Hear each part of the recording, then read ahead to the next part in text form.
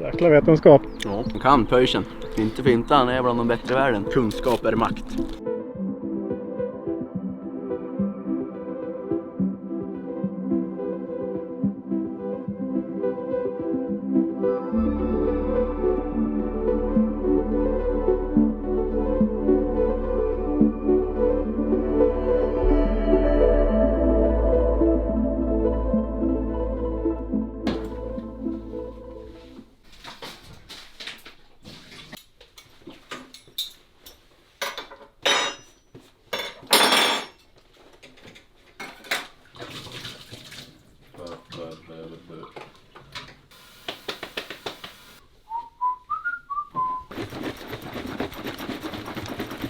Och du håller på och grejer. Vill inte sånt där? Nej, sätt ner och ät. Du har varit uppe i 10 minuter längre än mig. Nej, inte. Men nu ligger du 10 minuter back. Jag gick ju upp exakt samtidigt som dig. Varför hade du klockan tidigare då? För att jag hatar att gå upp samma sekund som klockan ringer. Edvin, vad är syftet att berätta lite djupare om ett distansdag, en intervalldag och ett styrkedag? Nej, men det är väl egentligen de grejerna vi gör i skidåkarlivet. Ja, men framförallt distans då. Det är väl det som men jag gör nästan 90% av tiden under hela året. Och då är det viktigt att få fram visa hur jag tänker och hur viktigt det är med kvaliteten på just distanspassarna. Att man inte slänger bort de 90% till att bara göra dem bara för att, utan det är ganska viktiga timmar man gör dem också. Vad har vi framför oss idag då? Idag ska vi köra ett långpass, ett crosspass. Vi ska åka rullskid till ett ställe, så ska vi springa därifrån hem. Så det blir ungefär 4,5 timmar kanske. Med träning eventuellt upp mot 5 då. Vad är klockan nu och vad har vi framför oss idag? Klockan är 27 just nu. Vi ska försöka vara iväg vid men precis runt 7 där. Så att det blir en lång dag, men förhoppningsvis är vi klar hyfsat i tid så att vi får en lång härlig eftermiddag med mycket bra vila. Frukost nu då, vad är viktigt att tänka på inför sånt här 5 timmars pass? Ja, men det allra viktigaste det är väl att man har, det är svårt att rädda upp på en frukost, utan det viktigaste är att man har fyllt på dagarna innan och liksom att man inte ligger på minus. Men sen såklart att man äter en bra frukost och inte, att man inte hoppar över den, utan man får i sig det man brukar och lite extra med kolhydrater och kalorier kanske när det blir en lång dag. Vad är det viktigt att tänka på under passet? Ja, det är väl att bara tänka syfte hela tiden. Varför gör jag det här? Är det för att det ska gå fort? Är det för att det ska gå sakta? Är det för att kroppen ska bara få jobba under lång tid? Och i vilken intensitet man kör då, så att det blir mycket där att vi inte kommer. Det viktiga nu är ju bara att få in timmarna och få in tiden och med bra kvalitet då, och inte ligga och pusha för hårt, så att det blir att kolla en hel del puls så att man ligger på en kontrollerad puls och sen är det bara köra på, stressa inte, utan är det brant upp för man går då, liksom det syfte är liksom inte att träna löpteknik, utan det är att vi ska åka fortare i vinter. 5 timmar i rörelse, hur trött räknar du med att bli? Nej, inte så överdrivet. Det är väl en vanlig dag egentligen liksom. Så att man ska väl inte bli för trött, utan det är klart att man kommer bli lite mentalt trött och lite trött i musklerna och så. Men kommer man hem hungrig och helt slut och man gjort fel. Lycka till!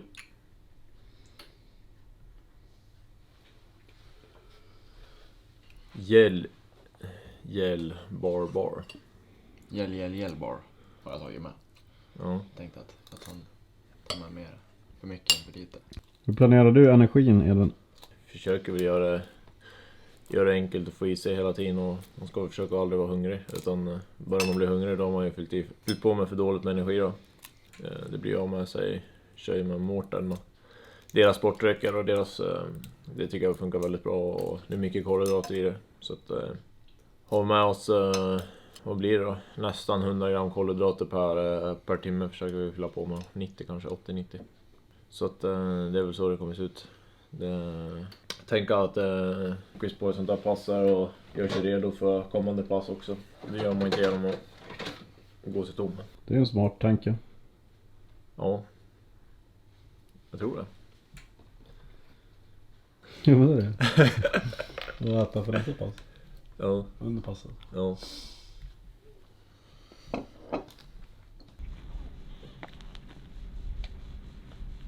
Nej, nu kör vi här. Yes, är det.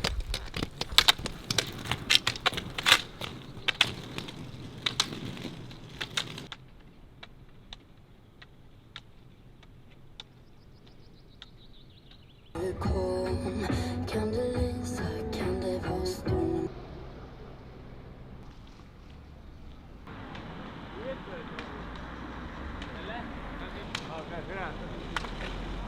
Nu ska vi väl upp på fjället igen.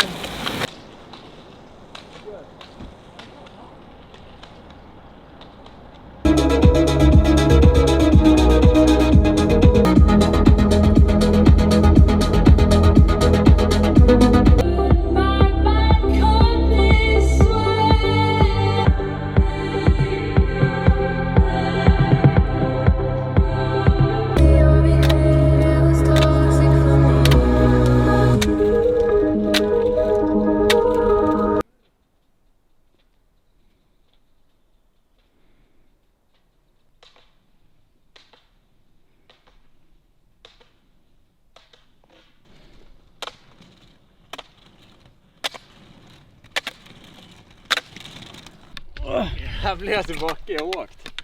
Vägdraget. Alltså, jag sörplar in med en älg. Ja, nu är det dags. Man kan inte vara någon uppför kvar nu. Vi är för fan lika högt upp som högsta toppen i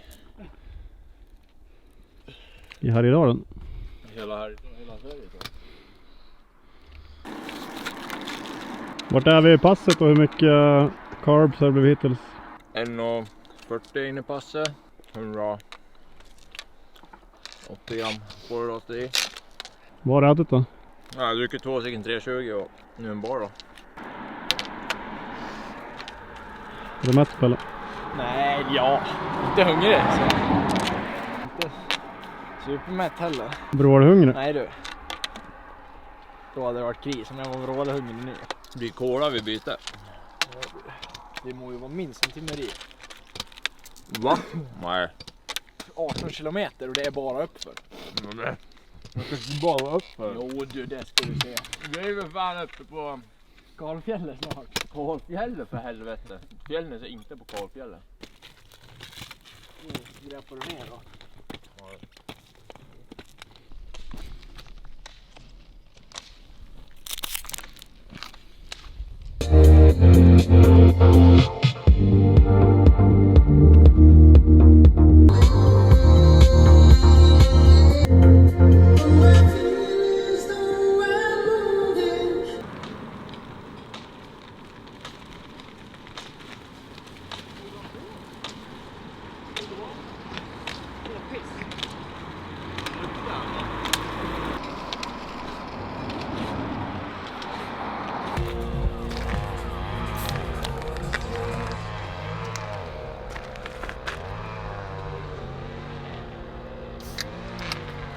Fint. Fram med fjällen.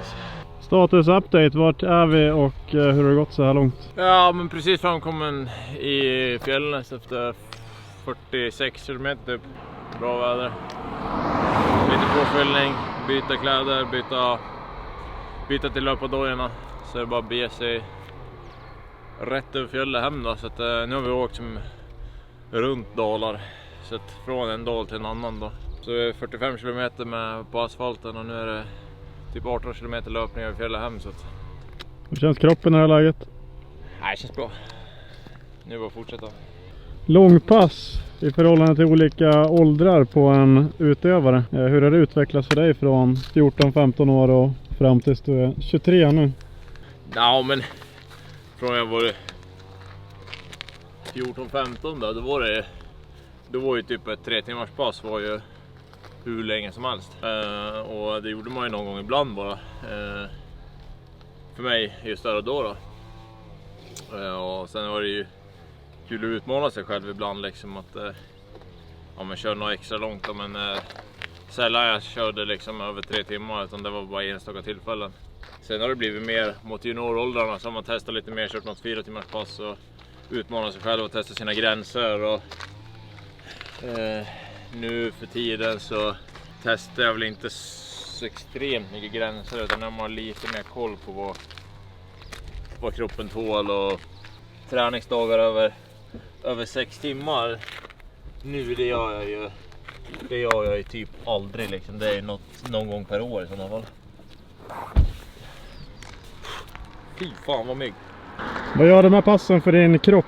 Ja, men rent krasst så är det uthålligheten liksom. Förbättra den. Få en riktigt bra grundstyrka till vintern, så man orkar vinterns alla tävlingar. Det är klart att det går att åka sprint utan att hålla på och köra 5 timmars pass, men det går inte att hålla på och vara med och fighta sig i totala världscupen, eller vara med och fighta som att vinna 10 km lopp på sikt. Även de längre distanserna också då. Så att det är mer uthålligheten och höja lägstanivån liksom hela tiden. Fy fan.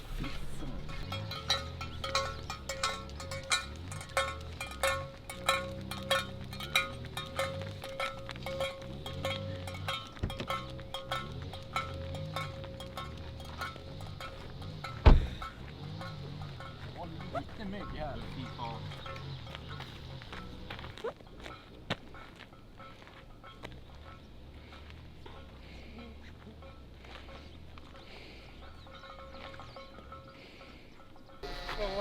Då drar vi då. Kommer du att möta oss eller? Fan ska hitta, Så är det. fan ska hitta igen. Uppstugan? Åkerstugan. Ja. Alltså det är där vi springer. Kommer ner rätt ner dit. Hur långt är ni kvar då? Uppstugan, då ska vi bara tillbaka. Det är typ 30 minuter där. Ja, 30-40 minuter. Ja, men vi ses sen då.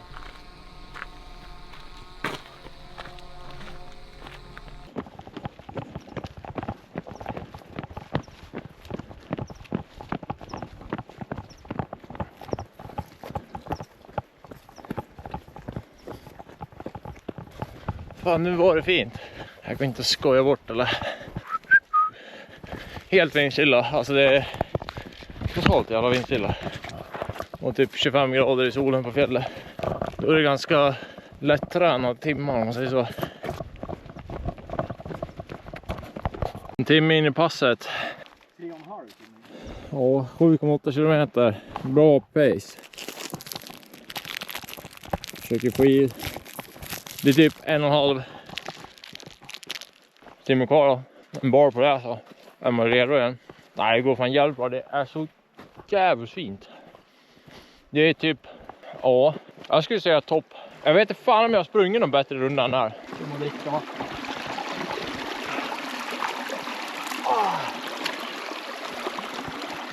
Aj. Nej.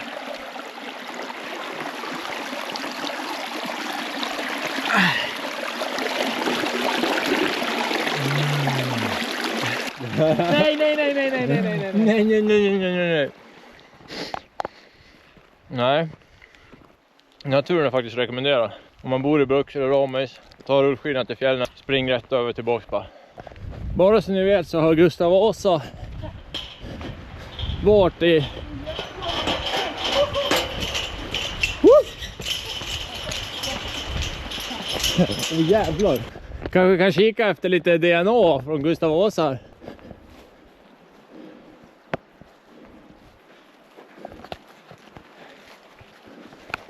Tror du det är Walter som har varit här? Mycket möjligt. Öl och pilsnerkör. Oj, skönt att man inte såg någon död människa i alla fall. Jävligt om det ska hänt något sånt här. Aj. Det är långt bort från mycket. Säger Per Langer. Ja, det är skönt att komma hem nu. Nej, riktigt nice pass. 5:20.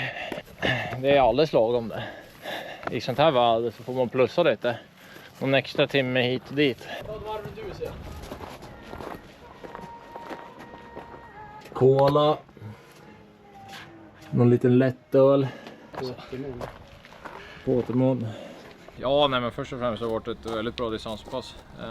Det var väl 10 av 10. Det är ingenting att klaga på. Det har varit kanonväder och jag och Pelle har skött oss, hållit zonerna.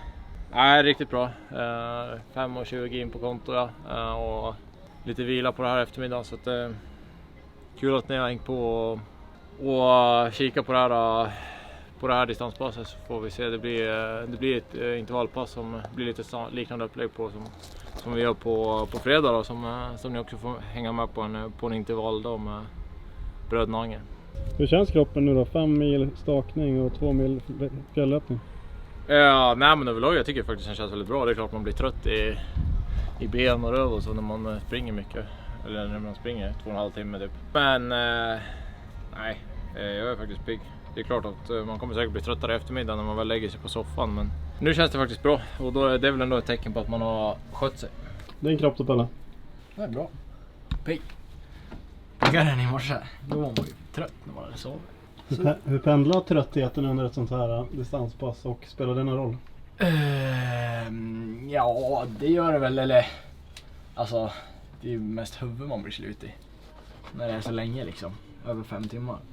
Men så länge man äter så håller man sig pigg. Äter och dricker så det. Men ja, man var bra less när det var 40 minuter kvar och man aldrig kom fram. Man såg en halvtimme framför sig och det blev inte mindre. Då blev man ju slut i huvudet. Men nej, nu är det bra. Skönt att vara klar. Det löste sig till slut. Ja, jag är ju här nu så. Det stod jag brände 1,7 bara på löpningen. Ja. Och det var det jag åt totalt på båda. Käka för lite? Nej, brände mer än vad jag trodde. Säger klockan i alla fall. Sen, inte koll. Det blir nog äta. Eller ner på restaurangen och äta. Det blir bra det.